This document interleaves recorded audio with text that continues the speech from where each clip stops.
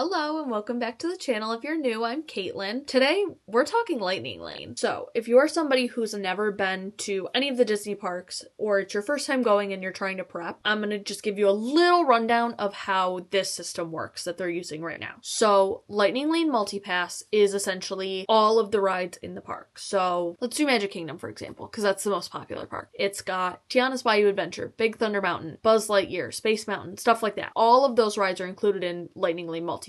Now, Lightning Lane Single Pass is a single attraction. It's usually the newest and or most popular attraction. So, Tron Light Cycle Run is the single pass for Magic Kingdom. It is a paid system. Pricing usually fluctuates depending on how busy or slow they believe the park is going to be that day. And you're able to pick 3 rides in advance. You're able to pick, they have tiers. So you're able to pick one ride from tier 1, which is usually the more popular attractions in the multipass inclusion. So Tiana's Bayou, Space Mountain, stuff like that, with tier 2 being the rest of the rides in the park. So like Buzz Lightyear, Carousel Progress, stuff like that. You're able to pick your rides. If you're staying on property, you're able to pick 7 days in advance. If you're staying off property, you're able to pick 3 days in advance. Now, I'm not usually somebody who advocates for spending extra money on skipping the line and stuff like that, but I definitely think if you're going at a busier time of year, it's totally worth it. I get it every single time that I go, and as much as I've heard people complain that you're not able to ride as much with Lightning Lane Multipass as you could with the previous system, Genie Plus, I feel like I have a few tips and tricks that could help you really maximize your usage of Multipass and Single Pass. So my first tip is those bigger attractions that you know are insanely popular, those are going to be the first ones that you want to grab with Multipass. Slinky Dog is one of those rides that will run out of Lightning Lanes very, very quickly. So if that is a must ride for you or your family, that is one that you are going to want to grab first, and then start grabbing the rides that are maybe a little less of a priority. Which, another tip, grab at least like one kind of filler ride, even if it's not something that requires a Lightning Lane. So like Muppet Vision or Star Tours in Hollywood Studios. So like Muppet Vision or Star Tours in Hollywood Studios. Those lines are incredibly short, but you can switch those rides out for different attractions when either you're at the park or if a different ride pops up in the week or a few days ahead of your trip. Other rides that end up going really quickly are Frozen and Epcot or Remy's. Usually Frozen will go first, but Remy's can also go very quickly. Rock and Roller Coaster and Tower of Terror also are ones to watch out for if you're somebody who is either an adult or don't really care about Slinky. Those are going to be the ones that you're going to want to grab, especially Tower. Tower I feel like goes faster than Rockin'. Animal Kingdom, the only one that really kind of goes quickly is Navi River Journey, and even then I say quickly, but it doesn't usually go as fast as like the other parks. Single pass wise, the ones that I would definitely watch out for is Flight of Passage, because that will get a very long wait, and if you do not want to wait more than like an hour and a half, I recommend getting the single pass. Tron, if it's your first time riding Tron, I would say get single pass. If you've ridden Tron before and you're like me and you weren't a huge fan, I wouldn't waste your money, but if you really like Tron, I would say continue getting the single pass. Guardians of the Galaxy Cosmic Rewind, I will always advocate for getting the single pass for that ride, especially now that the virtual queue is gone. Get the single pass. That ride will have crazy waits in the summer. If you don't want to wait hours, get the single pass. Rise of the Resistance is another one. It kind of depends on the time of year, but I would get it if it's a must do for you. So if you're staying on property, you have 7 days in advance of your trip to buy and pick your Lightning Lane multi-passes and your single pass. I recommend going in order of what parks you're doing what day, so that way you kind of know already what you're doing. If you're somebody who's a little bit more spur of the moment, I would say get some sort of generalized plan and have an idea of what rides are must hits. And if you're park hopping or anything like that, you can use your multi-pass in other parks. So say you're starting your day in Hollywood Studios and you're park hopping to Epcot for the evening, you are able to use Lightning Lane multi-pass in Epcot for attractions or rides that you plan on doing during your day. The one critique I will say for Lightning Lane is that you're spending a lot of time on your phone, which if you're somebody who like me is like trying to get really good stacks of rides, so say you have Toy Story Mania at 10:30 in the morning and you have Slinky Dog at 11:30 and you have Alien Swirling Saucers at 1:30 and everything's just kind of stacking really nicely. If you're like me and you love having a nice like chunk of time where you're just hitting rides, you're gonna be on your phone a little bit more trying to get those better times. But if you're somebody who doesn't really mind walking kind of all around the park just riding rides, it doesn't really matter as much and you can kind of just pick your times and go about your day. It doesn't have to be something where you're spending all this time on your phone. Especially now with the planning in advance, you can kind of frame your day around what rides you already have picked, and then once you use your first lightning lane, you are able to pick another one, and you can pick as many as you can get done throughout the day. So it's not like the old system back when I was a kid where you had 3 and that was it. You kind of are afforded to ride everything if you really can, which I usually, and this is someone who spends way too much of their time watching these kinds of videos, learning more about the system and trying to figure out what the best strategy is. I feel like the biggest thing is know your party, know who wants to do what rides. Have the conversation of, okay, what rides are a must ride, what rides are we'll get them done if we can, because that's really going to determine which lightning lanes you're grabbing. And if there's, you know, a time limit, if you're only in this park until 12:30, okay, let's try and grab a lot of the earlier rides and maybe we can switch them out and so on and so forth. So it's really about knowing what you're trying to accomplish, and that's kind of going to determine your plan of action. Also, a fun little side thing with multipass, which they also do with Genie Plus, which I really like, is that you get all of your ride photos. Like, you can download and keep all of your ride photos if you get multipass or single pass. It's great. I'm somebody who keeps all of my ride photos on my phone. Don't ask me why, they're just kind of fun to look at sometimes. But if you're somebody like this is your one big trip and you can keep all of your ride photos and you don't have to worry about purchasing them, you already have them and you can download them, you can print them, you know. I feel like that's a really big plus instead of having to buy like PhotoPass or anything like that, because I'm somebody who never buys PhotoPass. I think it's a really great perk, to be honest. Do you have any other questions or any other topics that you want me to cover with tips and tricks? Let me know in the comments and I'll see you guys next time.